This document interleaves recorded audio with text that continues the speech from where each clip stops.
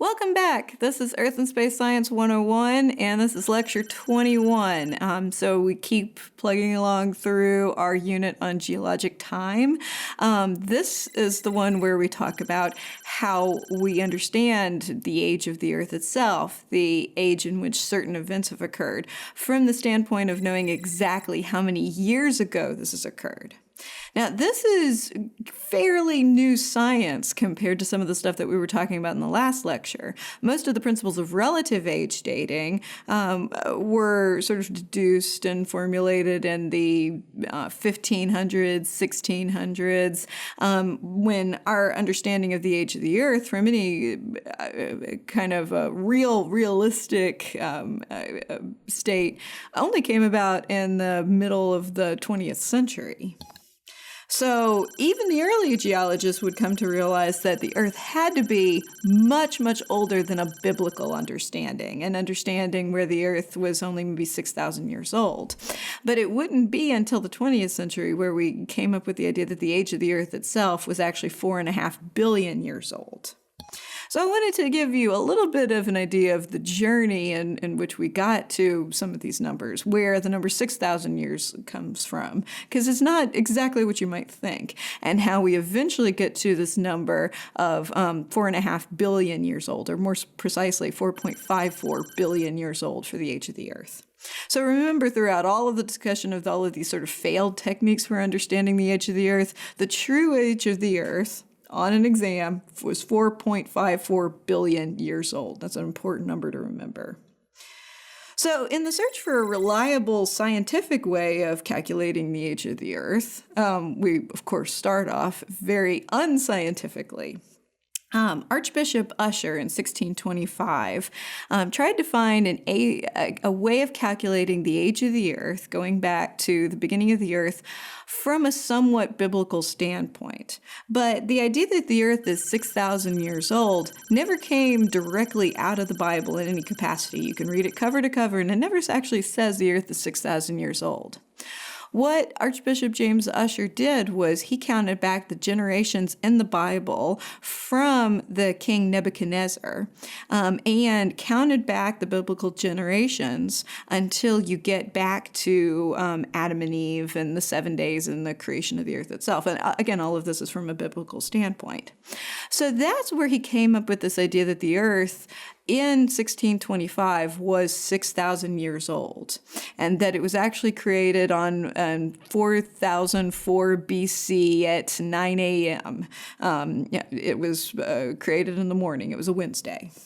So that's where this idea came from, that the Earth was only 6,000 years old. And that was accepted as fact for many, many years, that the Earth was very young. And some young Earth creationists, certainly not all Christians, but many young Earth creationists still hold to this number today, that is the actual age of the Earth. Now, this isn't any sort of a scientific understanding of the age of the Earth at all, most importantly because it discounts the extent of Earth history that happened before the beginning of human civilizations, before the first humans even ever walked on the Earth. The Earth had a very, very long history before humans were ever a factor in Earth history at all. Something like 99.9999% of all of Earth history happened before humans were on Earth. So more scientific ways of calculating the age of the Earth were later tried and ultimately failed. There is a calculation of the age of the Earth based on how long it would take for the oceans to become salty, given that we think they were originally in a freshwater state. This proved to be a very unsound way of trying to understand the age of the Earth, and it led to a very wide error margin. The youngest estimate of the age of the Earth, based on this calculation of the derivation of ocean salinity, was about 75,000 years. The upwards estimate was maybe closer to 20 million years, but still those numbers are a massive underestimate compared to the true age of the Earth. There was probably the most sophisticated of the 18th and 19th century techniques to discover the age of the Earth. based on Lord Kelvin's main life work. You may have heard of Lord Kelvin before as the Kelvin scale, the idea of absolute zero, the laws of thermodynamics. But one of the things that he was really trying to accomplish in his life was a way of determining the age of the Earth based on how long the Earth would have taken to cool from a completely molten state in the very beginning. He came up with an age of the Earth based on about 20 million years. Again, based on this idea that the Earth was essentially a molten ball of magma in the very beginning, and that the surface had cooled to its present state of rocks covering the surface of the Earth. That in order for that to have occurred at the rate of cooling that we still see today, 20 million years would have passed. And we now know, compared to 4.5 billion years, that that's, again, a major, major underestimate. The Earth is something like 220 times older than Kelvin actually calculated. So the reason that Kelvin managed to make such a blunder and to underestimate the age of the Earth this catastrophically was not actually based on the technique so much as not understanding all of the sources of heat in the early Earth. So all of these were proven to be unreliable ways of determining the age of the Earth. But Kelvin was actually almost on to something with this thermodynamic approach. He just didn't know about this key source of heat inside the Earth that actually allows us to more scientifically calculate the age of the Earth, and that is radioactivity. See, no one knew about radioactivity at the time during Kelvin's life and the life of all of these early geologists. And radioactivity not only provides the source of heat that confunded Kelvin's calculation, it allows us to actually better understand the age of the Earth by giving us a metric or sort of like a clock inside the Earth that tells us exactly how old the Earth is. So the reliable way of determining the age of the Earth is through something called radiometric age dating. This is an absolute age dating technique that allows us to calculate the age of the Earth based on the amount of radioactive decay that has occurred. So an absolute age is essentially the opposite of what we were talking about in the last class period, where we were talking about relative age dating techniques. In absolute age dating techniques, the sequence doesn't matter so much, and it can't be deduced by any of these means. We can't tell which thing happened first and second and so on, but we can determine how long ago something has occurred in most cases. Some events in Earth history and some layers of rock are not datable by radiometric age dating techniques, but most are. And so this gives us a way of actually putting a metric on when these things have happened in Earth history. Exactly how many years ago. So take, for instance, the dinosaur extinction. I've made this comparison between the dinosaur extinction and the beginning of humans walking around on Earth. We know that humans weren't on Earth at the dinosaur extinction, but now we know that the dinosaur extinction happened roughly about 66 million years ago. And we can tell this through radiometric age dating techniques and some other techniques that we'll talk about in later lectures. And we know the beginning of human civilizations, based on historical records, was not anywhere near that long ago. It wasn't millions of years ago, it was only tens of thousands of years ago. So absolute age dating is determined by radiometric dating, how much radiometric decay has occurred. So you need materials that are radioactive to be able to give you this estimate of how much time has passed.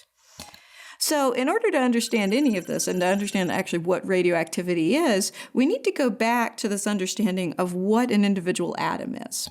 Remember that atoms make up everything, and atoms come in different varieties. We have carbon and nitrogen and hydrogen and oxygen. As it turns out, this illustration that you're seeing here is actually carbon. So in this case, this atom, this carbon atom, has all of the same sort of particles that all atoms have. It has electrons, neutrons, and protons. You might have remembered from previous lectures, the lectures on minerals, that the outer shell of electrons is going to control how these individual atoms bond with other atoms and make molecules, making things like water and various types of minerals. So it's what's going on in the nucleus of the atom with the protons and the neutrons that's going to be of the most importance to us. And the number of neutrons and protons can potentially change over time, either the total number of both or protons versus neutrons. And that's when you know that some type of decay has occurred. So let's start with a very, very simple atom for this conversation. We're going to start with the element hydrogen. Hydrogen is very, very simple because all it really is a single proton, in most cases, with an electron floating around it. And so for that reason, hydrogen has an atomic number of 1. Number 1 for hydrogen just means that it has 1 proton. If it had 2 protons instead of 1 proton, it wouldn't be hydrogen anymore, it would be helium. So each element on the periodic table has its own individual number of protons, and if you change that number, you change the type of element that you're dealing with. The other number that's important on the periodic table for each individual element, and for hydrogen, it's this bottom number, 1.0078. That is the average atomic mass of hydrogen.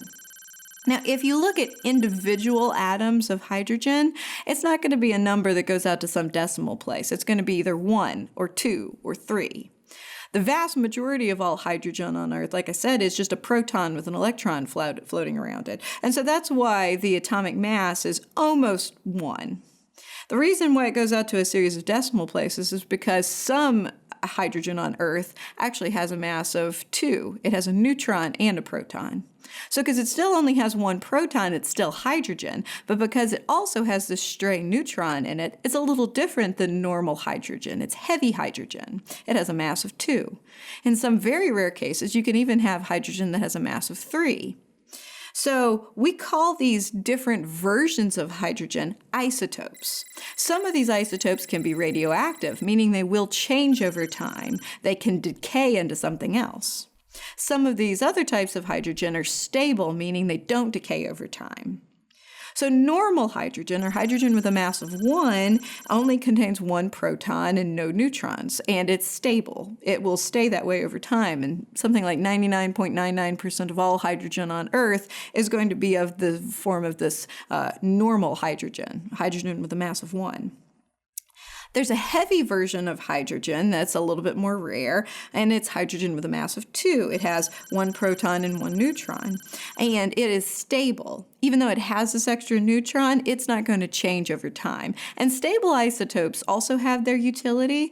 In the case of stable deuterium, hydrogen, and heavy oxygen, it can be used to trace the source of water on Earth as being either oceanic in origin or originating from rainwater. But as far as geologic time is concerned, stable isotopes don't have any utility for us in this conversation. They're not useful. The fact that they're stable and they don't change over time means that nothing has changed, so you can't tell how long ago some changes occurred. It's in the case of unstable or radioactive isotopes like tritium, where we can actually determine how much time has passed by the amount of decay that has occurred. So tritium, as the prefix tri might indicate, is hydrogen with a mass of 3. It contains 1 proton, as all hydrogen must, but 2 neutrons. So that means 3 particles in the nucleus of the atom, and that's why it has a mass of 3. It is radioactive with an extremely short half-life. So nobody does hydrogen dating on rocks or fossils or anything else in order to determine how much time has passed, because it has a half-life in the the 10th or 100th of seconds. It's such a short half-life that it isn't a very useful. It's not a very useful clock inside inside the rocks, and it gives us this indication of how much time has actually passed. So we're going to talk about 3 main types of radioactive decay. And these types of radioactive decay are all going to be found in some of these radioactive elements within rocks, and they're going to give us some sort of indication of how much time has passed. So this picture gives you a pretty good sum up of the three types of radioactive decay. It's called alpha decay, beta decay, and electron capture. And each one of these is showing you a different scenario.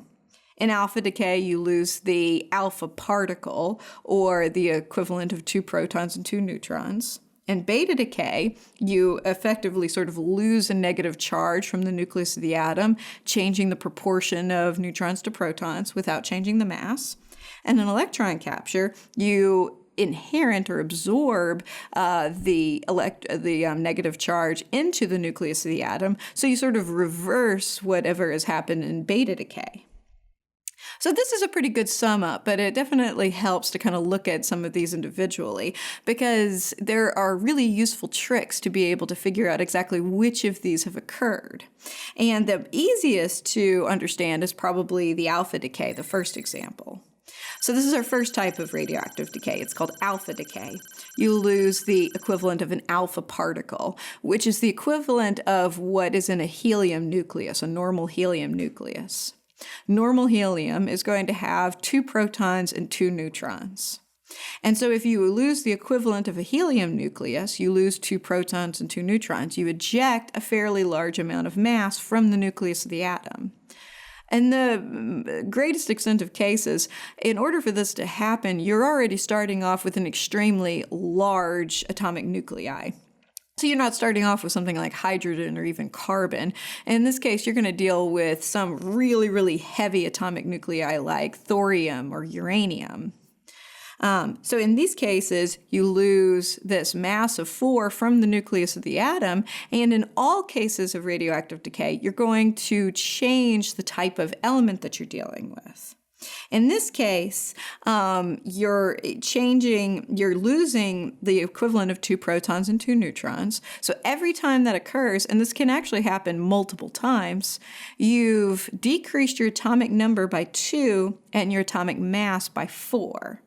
So let's look at an example of this having taken place.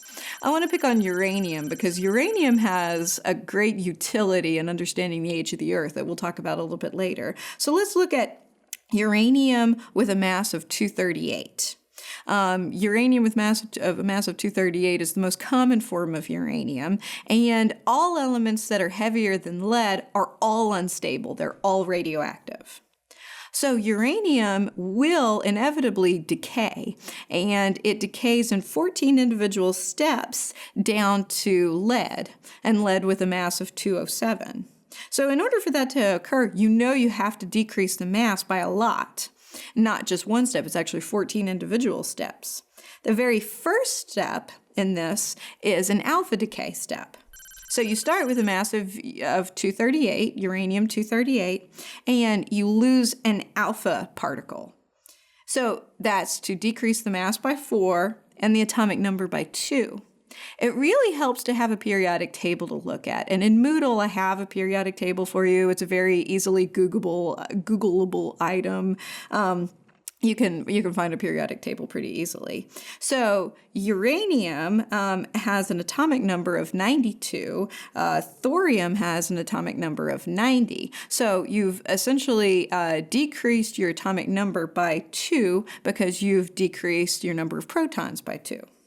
So that's alpha decay right there. And if given a question, maybe on a test, what type of decay has occurred in this case, and I give you this case where uranium-238 decays into thorium-234, because the mass has changed, you don't have any other options. It's not going to be beta decay or electron capture because in neither one of those cases does the mass change.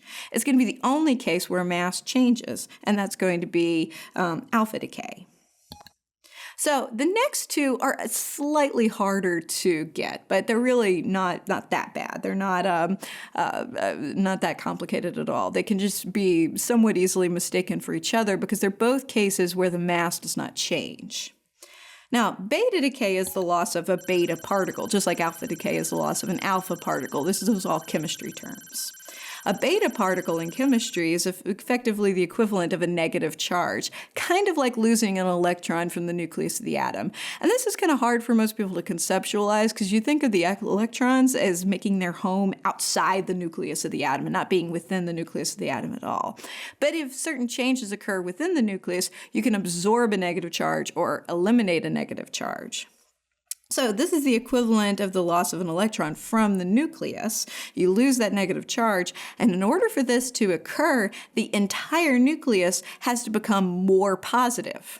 So if you lose something negative, the entire thing becomes more positive as a result. So in order for that to occur, because there are only neutrons and protons within the nucleus of the atom, if the entire thing's going to become more positive, a neutron, which is neutrally charged, becomes a proton, which is positively charged. The result is that the atomic number increases. So you go essentially one step further along the periodic table, but there is no change in mass. So this is a little weird for most people to understand how the atomic mass doesn't change when you've gained a proton, but you've gained a proton because you've lost a neutron. The analogy I always like to use is that if I have a class of 50 students and I have 20 men in the class and 30 women, if I take one of the men in the class and using my magic powers just move that person and change that person into a woman, then I'm going to have 19 men in the class and 31 women. But I still have the same total number of students. So in this analogy, the total number of students is analogous to the atomic mass not changing in beta decay, and the number of men versus women is just that change in the neutrons versus the protons. Because you change one into the other, the mass doesn't change, but you've gained a proton. So this is the equivalent of sort of moving along the periodic table. And that's kind of weird for some people to think about as being a type of decay, to actually move up the periodic table. You think about things actually sort of breaking down when you think of decay. But this is effectively what happens because you lose that negative charge.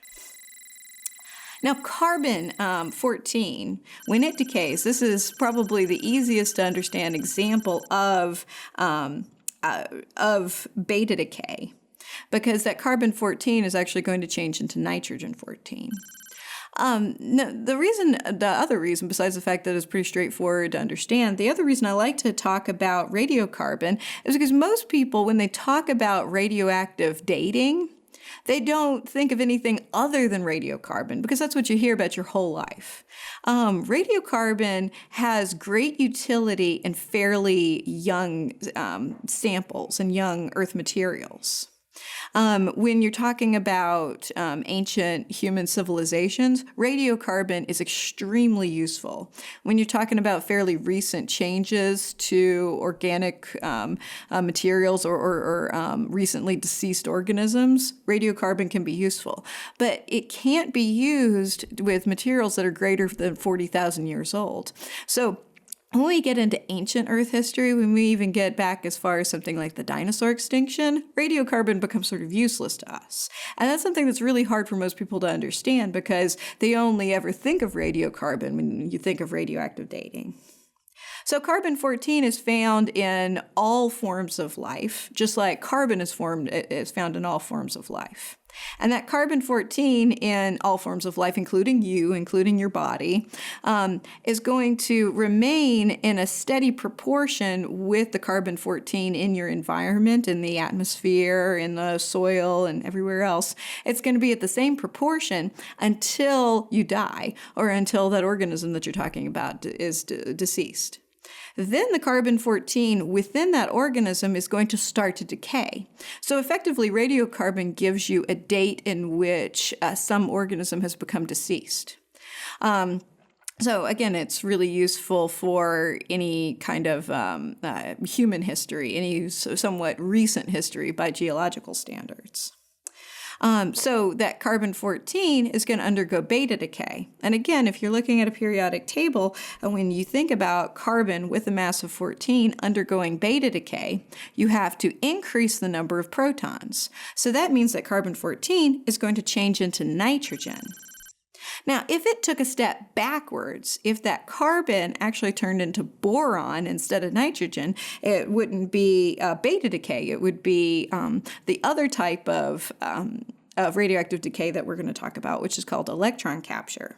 But that's not what carbon-14 does. It systematically always is going to do the same thing. Carbon-14 will always decay into nitrogen-14. Now, one really important thing to note here is that the mass does not change. The mass is going to stay the same because no alpha decay has occurred. So it's going to be the same thing in our last type of radioactive decay that we're going to talk about, which is called electron capture. And once you understand beta decay, electron capture tends to make a lot of sense for most people because we've basically reversed all the processes of beta decay. Electron capture is exactly what it sounds like. A negative charge is absorbed into the nucleus of the atom, effectively reversing what we talked about in beta decay, where instead of a neutron becoming a proton, because you've absorbed a negative charge, you effectively neutralize one of those protons and turn it into a neutron.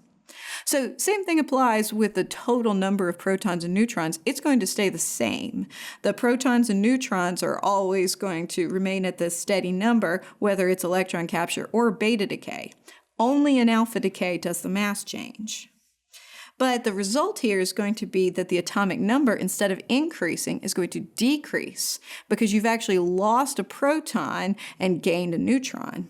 So the atomic number decreases by 1, and you have no change in atomic mass. So if beta decay is moving up the periodic table, then electron capture is sort of moving backwards on the periodic table, and you have your atomic number decreasing.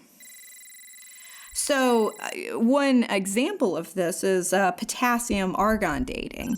And potassium-argon dating is super useful when you're dealing with things like volcanic ash flows. And volcanic eruptions take place fairly frequently in Earth history and produce a lot of ash that gets deposited in great quantities all over the Earth's surface, that it's possible to date that ash itself and the potassium that is contained within that ash. Potassium is actually one of the 3 most common radioactive elements in the Earth's crust. It's potassium, uranium, and thorium. So that potassium is going to it's going to undergo electron capture over time. And when this happens, the atomic number of potassium, 19, is going to change into the atomic number of argon, which is 18. So the total mass is not going to change, but the atomic number does. And that's why the name of the element is going to change. That's why potassium ultimately turns into argon.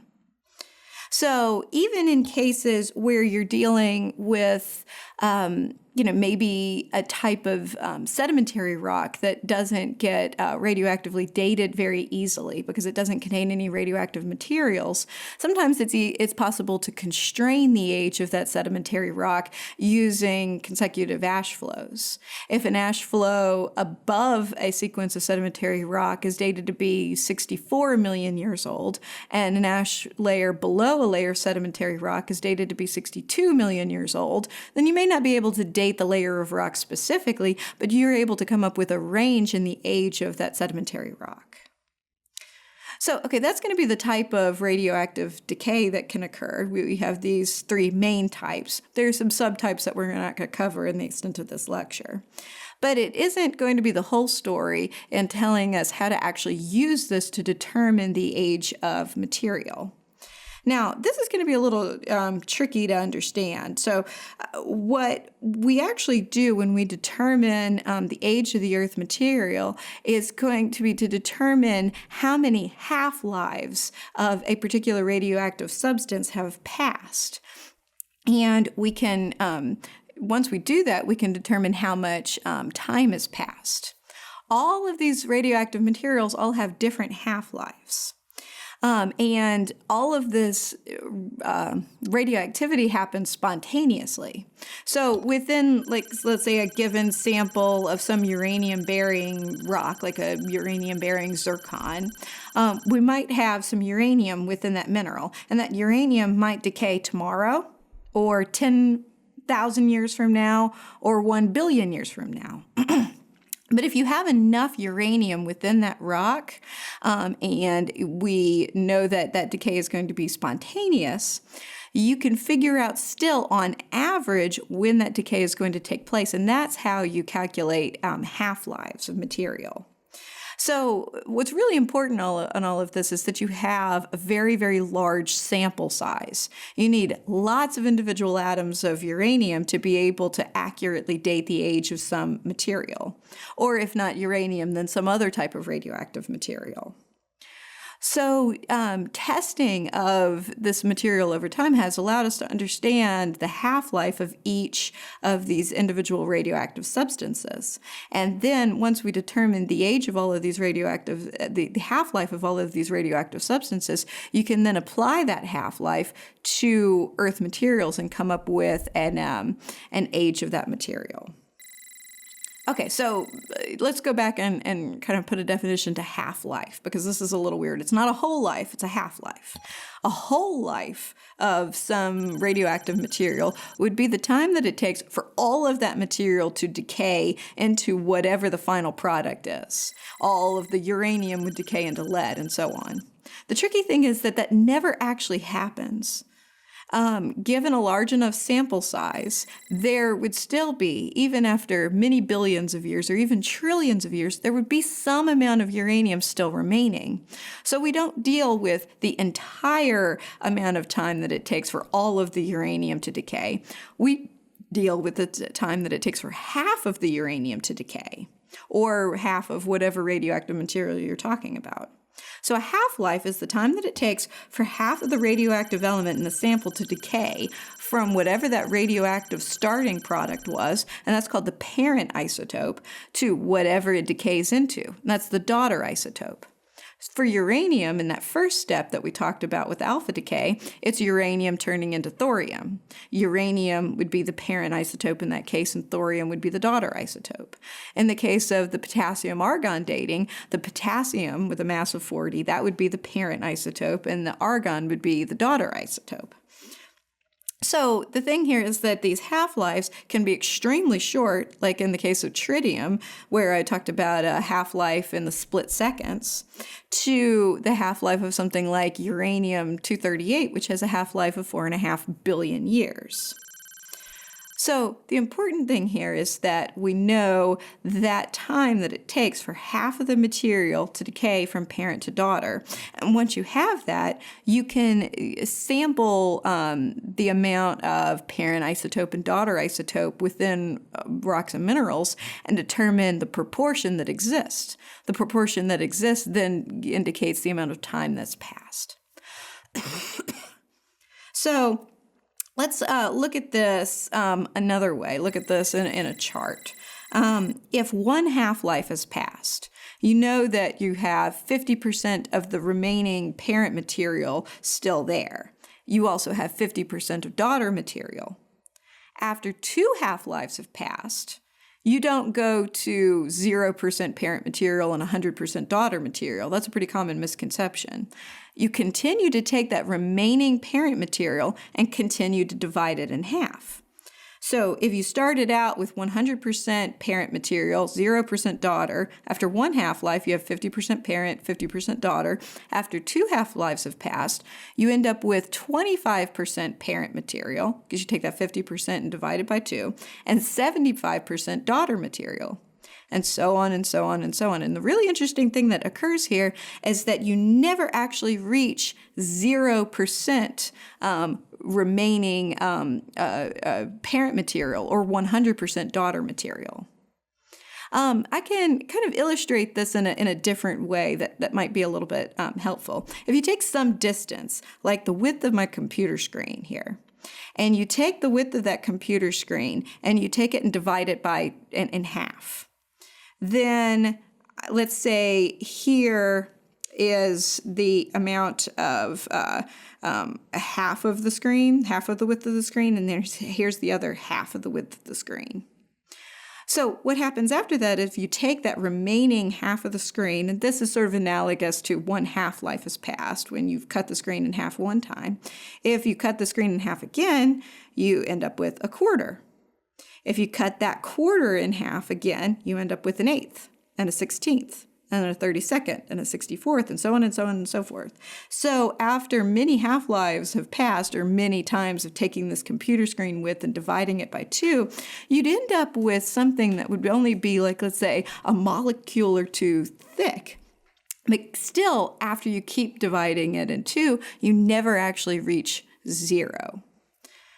So what this means is that while there's functionally a limit to the age in which we can date materials with any kind of accuracy, fundamentally, if our instruments were good enough at picking up these individual atoms of some material, we could use any isotope to date any material. You could then theoretically use radiocarbon to date the age of the Earth, or you could use tritium that has a half-life in the seconds to date some sort of ancient human remains. Now, functionally, we have such a problem being able to calculate with any kind of accuracy the number of these individual atoms that there's a pretty wide error margin. And after 8 or 9 half-lives of a material have passed, it's no longer sort of functionally accurate to be able to use that particular isotope to date that material. So with the case of radiocarbon, the half-life of radiocarbon is 5,730 years. So after a certain number of half-lives have passed, roughly like 8 or 9 half-lives, then you don't have enough remaining radiocarbon left to be able to calculate an accurate age of that material. And so then, if you're dealing with a material that's older than 40,000 years, traditionally you just don't use radiocarbon because you can't calculate it with any kind of accuracy. So it becomes very useful to have all of these different isotopes with a wide range of half-lives so that you can use the one that best fits the expected age of your material. In the case of the age of the Earth, it's uranium-238 that gives us sort of the best basis. So I have a table here. By no means do I want you to memorize the half-lives of these materials, but this gives you the effective dating range and the half-life of all of these common radioactive elements. Common radioactive elements are always going to include things like potassium, uranium, thorium, and potentially something like radiocarbon. Uranium-238 here is very, very important because if you look at the half-life, it's 4.5 billion years. That's going to tally pretty well with our understanding of the age of the Earth. So it was actually uranium lead dating of some materials that we're going to get to in a minute. It actually ended up being primitive meteorites that led us to the understanding of the age of the Earth. And having the right material with the right half-life was really crucial in aiding that understanding. If we had done radiocarbon dating on primitive meteorites, we wouldn't have been able to calculate an age of the Earth because there's just not enough of that radiocarbon left, or possibly even any radiocarbon in that sample to begin with. So when we go about trying to find out the age of the Earth, it's the biggest issue that we face is calculating the age based on the right Earth materials, because certain processes like melting rocks, metamorphosing rocks, increasing the heat and pressure that those rocks are exposed to, some processes that affect rocks on even potentially other planets, all of these things are going to reset these time indicators for us. So it's kind of like having a timer, like a kitchen timer, that you've reset to be back at 20 minutes or 40 minutes. So you don't actually know how much time has passed, and you'll burn whatever happens to be in your oven. So when we look for the right materials to date, we need things that have remained unchanged since the beginning of the Earth. And unfortunately, that doesn't actually include any Earth materials. The oldest rocks on Earth and even the oldest minerals are all going to have at some point been subjected to some of these things that reset the geologic time within those materials. They're going to, have been subjected to things things like erosion and deposition and igneous and metamorphic processes. So it's actually primitive meteorites that give us the best indication of the age of the Earth, because we assume that the age of the Earth is also the same age as all of the objects within our solar system and our sun, which is also in our solar system. So we can use meteorites that have been unaffected by the same changes we see on the Earth's surface, like volcanic activity, igneous and metamorphic activity. If those meteorites aren't sourced from other planets that have that same sort of activity, we can then call them primitive meteorites or unchanged meteorites. And we can use those to date the age of the Earth and the age of the entire solar system. So, as it turns out, the first one of these that was ever dated to calculate the most accurate age of the Earth, and then this has been solidified with the dating of countless primitive meteorites since then, was called the Canyon Diablo meteorite. It was found in the Barringer Crater. You may know it as Meteor Crater, Arizona. It's southeast of the Grand Canyon. And when that material was dated, it has a high concentration of uranium and lead. And when the proportion of uranium and lead was determined within that material, it was discovered that substance was actually 4.54 to 4.55 billion years old. So that gives us the age of our planet, all the planets in the solar system, the sun, the entire solar system. So in order to give you a little bit of a better taste of this, I wanted to close out the lecture today with one of our field trips. And in this field trip, we're actually going to go to the Barringer Crater. So in this little field trip moment, you'll be able to see some of these things that we talked about in a little bit more detail.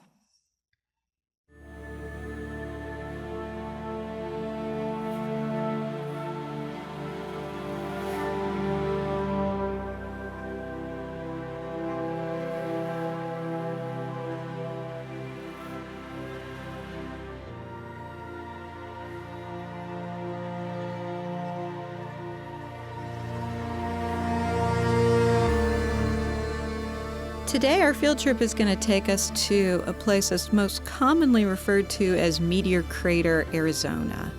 This is located south of Grand Canyon, and it also goes by the names Barringer Crater, and it used to be called the Canyon Diablo Crater, named after a nearby town. The reason why they formerly referred to it as the Barringer Crater later is because a man named Daniel Barringer correctly figured out that this feature was actually caused by a meteorite impact. Now, the location here and the age of this impact are really, really important to kind of giving you an idea of why it's so remarkably well preserved.